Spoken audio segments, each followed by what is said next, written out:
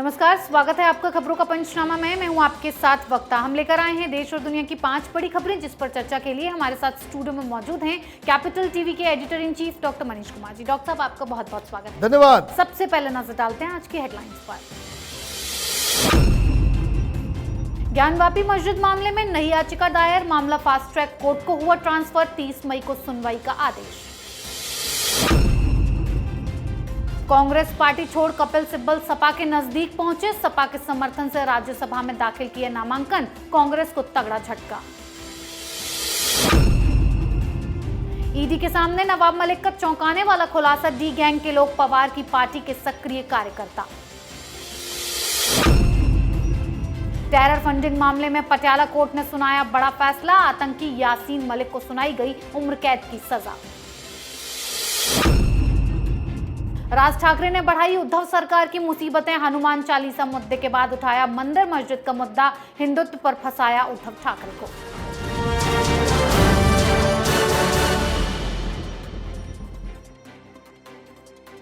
आज की सबसे पहली खबर ज्ञानवापी मस्जिद पर। ज्ञानवापी मस्जिद मामले से जुड़ी हुई टोटल 7 याचिकाएं दायर की गई हैं। आज एक नई याचिका डाली गई, जिसकी सुनवाई वाराणसी सिविल कोर्ट में हुई। ज्ञानवापी मस्जिद में मिले शिवलिंग की पूजा की इजाजत मांगने वाली याचिका फास्ट ट्रैक कोर्ट को ट्रांसफर कर दी गई है। अब इस पर 30 मई को सुनवाई होगी। आज जिस याचिका पर सुनवाई हुई वो जिला कोर्ट में चल रहे केस से अलग है। वाराणसी जिला कोर्ट में चल रहा ज्ञानवापी का मामला दूसरा है, उस पर 26 मई यानी कि कल सुनवाई होगी। डॉक्टर साहब, एक और नई याचिका और सुनवाई सीधे फास्ट ट्रैक कोर्ट में।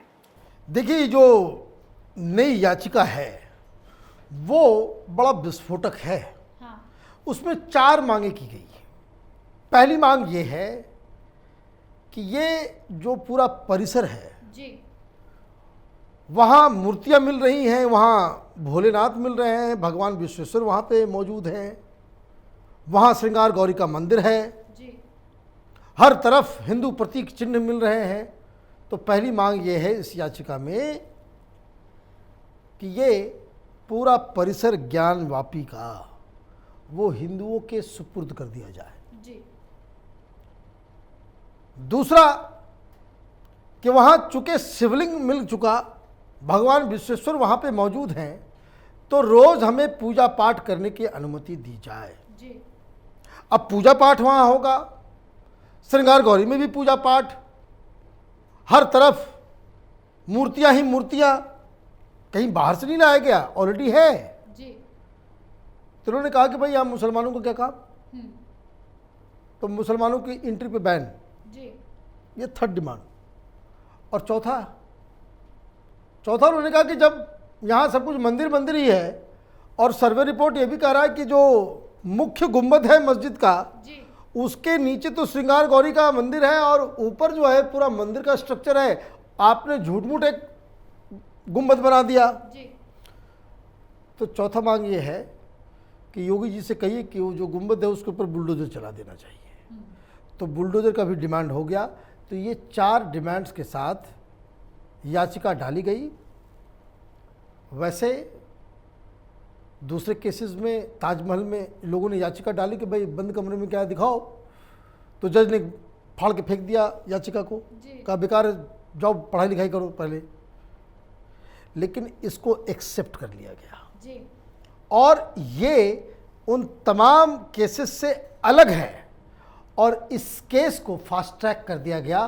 30 तारीख के बाद से ये जो हिंदुओं का जो इतना बड़ा दावा है वो उसकी सुनवाई डे टू डे बेसिस पे होगी और यहाँ पे रियल बहस चलेगा कि वो एक मस्जिद है या मंदिर। जी डॉक्टर साहब, ज्ञानवापी केस में एक याचिका की सुनवाई फास्ट ट्रैक कोर्ट पहुंच गई है, तो कपिल सिब्बल की राहें कांग्रेस से जुदा हो गई हैं। कांग्रेस ने उदयपुर के चिंतन शिविर में अपने रिवाइवल का प्लान बनाया था, लेकिन उसके बाद भी पार्टी को एक के बाद एक बड़े सियासी झटके लग रहे हैं। सुनील जाखड़ के बाद कपिल सिब्बल ने पार्टी से इस्तीफा दे दिया और सपा के समर्थन से राज्यसभा में नामांकन दाखिल कर दिया, लेकिन पार्टी की सदस्यता नहीं ली है। लेकिन G23 के बागी नेताओं का पहला विकेट गिर चुका है, जो कांग्रेस के लिए बड़ा झटका है। डॉक्टर साहब, बड़े बड़े नेता अपनी राहें कांग्रेस से जुदा कर रहे हैं, आखिर मेन रीजन क्या है इसका? देखिए, ये मैं आपको मेन रीजन बताऊंगा तो आप भी हंसेंगी। जी।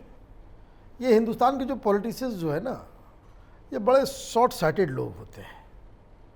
ऐसे में कई सारे बड़े बड़े नेताओं को जानता हूँ जो अपना लुटियन में जो घर है उसको बचाने के लिए इस पार्टी से उस पार्टी से इस पार्टी, सरकार गिराना, ये करना वो करना, ताकि इनको राज्यसभा मिल जाए और इनको जो बड़ा बंगला मिला हुआ है जी। वो छिने ना। जितना ज़्यादा आप 6 साल के लिए अब हो जाएगा उनका। समाजवादी पार्टी को एक ऐसे व्यक्ति की ज़रूरत जो दिल्ली में उनके लिए पॉलिटिकिंग कर सके। जी। अमर सिंह के बाद अब इनके पास कोई नहीं है, तो इनको इनका घर मिल जाएगा। समाजवादी पार्टी को एक पॉलिटिक्स करने वाला एक प्लेयर, मुसीबत में जब सरकार फंसेगी तो प्रेस कॉन्फ्रेंस करने वाला व्यक्ति मिल जाएगा। और जो अलग अलग केसेस जो चल रहे हैं समाजवादी पार्टी लीडर्स के साथ जी। भ्रष्टाचार के, उनको बचाने का काम भी यही काम तो ये कर रहे थे कांग्रेस पार्टी में। बिल्कुल। ये कोई बहुत बड़े मास लीडर नहीं है। जब भी चुनाव लड़े हार गए, राज्यसभा से ही पीछे से जाते हैं, तो ये तो उसका मेन रीज़न है। लेकिन अगर ब्रॉडर पर्सपेक्टिव में अगर आप देखें जो खबर आप बता रही हैं जी। उसमें एक बात तो तय है कि कांग्रेस पार्टी पुराने लोगों को पार्टी में समाहित नहीं कर पा रही है और जो यंग लोग आ रहे हैं उसको फूलने फलने नहीं दे रही। ये राहुल गांधी की विज़न और उनकी जो हरकत, उनकी जो राजनीति है, उसका नतीजा है कि पार्टी गर्त में जा रही है। बड़े बुजुर्ग नाराज चल रहे हैं और छोटे व्याकुल हो रहे हैं। जी डॉक्टर साहब, कांग्रेस पार्टी को वैसे ही झटके पर झटके लग रहे हैं और अब महाराष्ट्र में मिलीजुली सरकार बनाने वालों ने भी झटका दे दिया है। नवाब मलिक ने ईडी की पूछताछ में ऐसा चौंकाने वाला खुलासा किया कि शरद पवार की गर्दन भी फंस चुकी है। मलिक ने कहा कि दाऊद इब्राहिम की बहन का बॉडीगार्ड ड्राइवर शरद पवार की पार्टी के सक्रिय कार्यकर्ता हैं। साथ ही अपने संबंध डी गैंग से होने पर भी मोहर लगाई है। ईडी की चार्जशीट में खुलासा हुआ है कि पत्नी और बेटे को भेजे गए समन की अनदेखी भी बार बार की जा रही है। डॉक्टर साहब, नवाब मलिक ने जो खुलासे किए हैं उससे उनकी मुसीबतें कितनी बढ़ गई हैं और शरद पवार की कितनी बढ़ गई? देखिए, नवाब मलिक अगर ये कह रहे हैं कि एनसीपी में दाऊद इब्राहिम के गैंग के लोग सक्रिय कार्यकर्ता हैं, तो इसका मतलब तो यही हुआ कि नवाब मलिक की हिम्मत ने जवाब दे दिया। अब उनको लग रहा है कि ये लोग जो है मेरे साथ गेम कर गए, ये उद्धव ठाकरे और शरद पवार हमें मंत्री तो बना करके रखा हुआ है लेकिन जेल से निकालने का कोई व्यवस्था ही नहीं कर रहे हैं। शरद पवार तो उनके हिसाब से प्रधानमंत्री से सीधे सीधे फ़ोन करके बात कर सकते हैं। आप उनकी साइकोलॉजी को समझिए, वो जेल के अंदर हैं। उनके दिमाग में यही शुरू से है कि भाई शरद पवार जो चाहे देश के अंदर कर सकते हैं, सरकार को हिला सकते हैं, प्रधानमंत्री हो, गृह मंत्री हो, कोई भी हो, वो इनकी बातों को टाल नहीं सकते। अब इनको ये लग रहा होगा कि भाई ये तो गड़बड़ मसला है। हम बहाने पे बहाने बनाए जा रहे हैं कि मेरी तबीयत खराब है, कभी पेट में दर्द, कभी सीने में दर्द, कभी डायबिटीज़, कभी कुछ, कभी लीवर, कभी कमर, कभी पेट, ये सारी बीमारी उन्होंने बता दी। अब उनको लगता है कि भाई उद्धव ठाकरे कोई ऐसा भी नहीं कर सकते कि भाई सरकारी फर्जी रिपोर्ट बना कर दे दे कि भाई इनको जेल में नहीं रखा जा सकता, इनको बाहर निकालिए।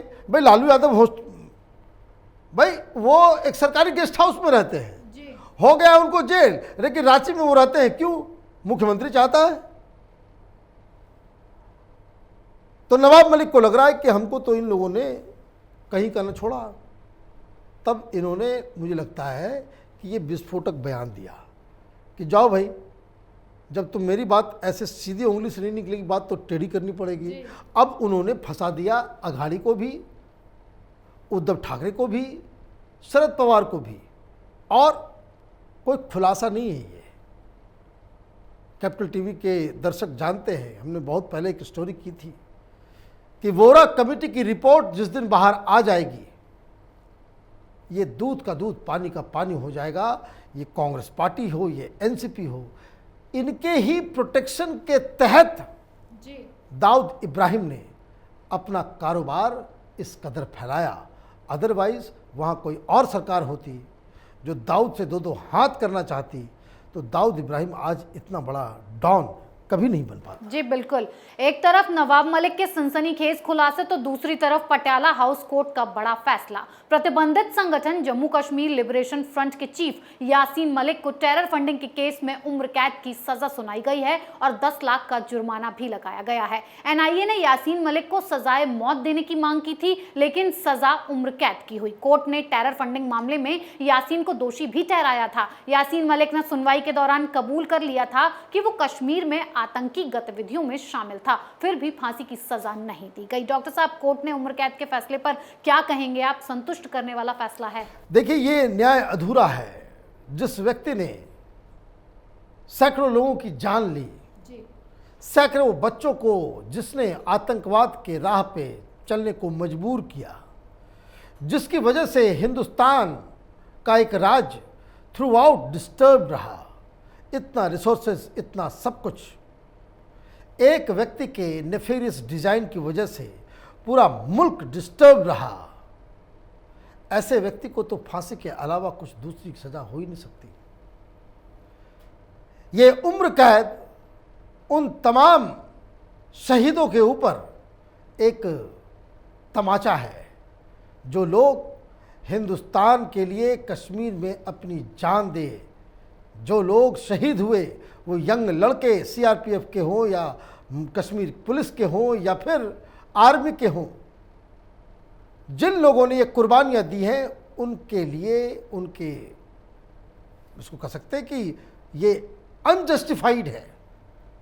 एनआईए के पास अभी रास्ता है, क्योंकि अभी लोअर कोर्ट में ही चल रहा है सब कुछ, तो हाई कोर्ट और सुप्रीम कोर्ट जाकर के एनआईए को ये प्ली करनी चाहिए कि जिस व्यक्ति ने आतंक का खेल रचा कश्मीर के अंदर, उसे मौत के अलावा कोई दूसरी सज़ा नहीं हो।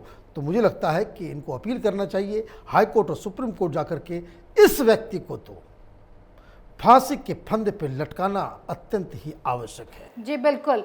आखिरी खबर, राज ठाकरे की छेड़ी गई जंग पर। महाराष्ट्र में हनुमान चालीसा पर लगातार उद्धव सरकार को राज ठाकरे घेर रहे हैं, लेकिन अब मंदिर मस्जिद विवाद में भी राज ठाकरे की पार्टी मनसे आगे है। मनसे ने पुणे में 2 मंदिरों को लेकर आरोप लगाया है कि मुगलों ने मंदिरों को तोड़कर वहां पर दरगाह बनाई थी। यहाँ पहले पुणेश्वर और नारायणेश्वर 2 जुड़वा मंदिर हुआ करते थे, लेकिन मुगल शासनकाल में अलाउद्दीन खिलजी ने उन दोनों मंदिरों को गिराकर वहां दरगाह बनाई थी। हनुमान चालीसा के मुद्दे के बाद मंदिर मस्जिद मामले में भी मनसे ने महाराष्ट्र के अंदर उद्धव सरकार के लिए मुश्किलें खड़ी कर दी हैं। डॉक्टर साहब, राज ठाकरे उद्धव ठाकरे को लगातार हिंदुत्व के मुद्दे पर घेरते चले जा रहे हैं, कितनी मुश्किलें और बढ़ाएंगे? देखिए, राज ठाकरे वैसे बहुत कमाल के बॉलर हैं।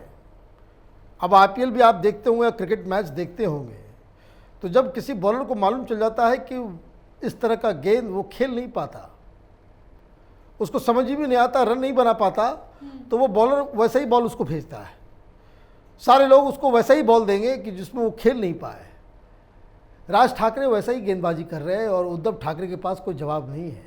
अब ये फिर से, ये दरअसल उद्धव ठाकरे को इस असली हिंदुत्व नकली हिंदुत्व में जाना नहीं था जी। वो तो संजय राउत ने अपने आप बीन बजाना चालू कर दिया कि हमें हिंदुत्व की कोई सर्टिफिकेट नहीं चाहिए, ये नहीं चाहिए, वो नहीं चाहिए, सब आपने कर दिया। तो लीजिए, हनुमान चालीसा में तो किरकिरी हुई भाई। अजान को आपने राजधानी मेल बना दिया और सारे प्रतिबंध जो आपने हनुमान चालीसा के ऊपर लगा दिया। अब मैं आपको बता दूं, अभी थोड़ी देर पहले ये खबर आई, एफआईआर दर्ज हुआ है नॉर्थ एवेन्यू में, नव सांसद नवनीत राणा को जान से मारने की धमकी कोई दे रहा है जी। भाई क्यों दे रहे हो धमकी? कानून का राज खत्म हो गया है क्या? एक ही फोन नंबर से 11 बार कॉल है तो एफआईआर दर्ज हुआ है। राज ठाकरे के साथ ही हिम्मत नहीं पड़ती लोगों की। और राज ठाकरे ने फिर से, चूंकि योगी जी ने लाउड स्पीकर उतरवा दिया जी। तो ये लाउड स्पीकर पकड़ लिए राज ठाकरे। अब ज्ञानवापी उसका मसला चल रहा है। अब देखिए कैसी हिंदुत्व की पार्टी है ये शिवसेना। जी। उद्धव ठाकरे और संजय राउत ने अभी तक ज्ञानवापी पे कोई उस तरह का स्टैंड नहीं लिया है जी। तो इसलिए राज ठाकरे महाराष्ट्र के लोकल मुद्दे को उठा रहे हैं कि जिस 2 जुड़वे मंदिर को अलाउद्दीन खिलजी ने तोड़ा और वहाँ मस्जिद बना दी, अब उसको रिक्लेम करने की बात चल रही है। और फिर इसमें इस ट्रैप में उद्धव ठाकरे फंसने वाले हैं। जी डॉक्टर साहब, बहुत बहुत धन्यवाद इतनी जानकारी। धन्यवाद। खबरों का पंचनामा में आज के लिए इतना ही। देश विदेश की बाकी खबरों और उनके सटीक एनालिसिस के लिए देखते रहिए कैपिटल टीवी। हमें लाइक कीजिए, शेयर कीजिए और कैपिटल टीवी को सब्सक्राइब कीजिए। नमस्कार।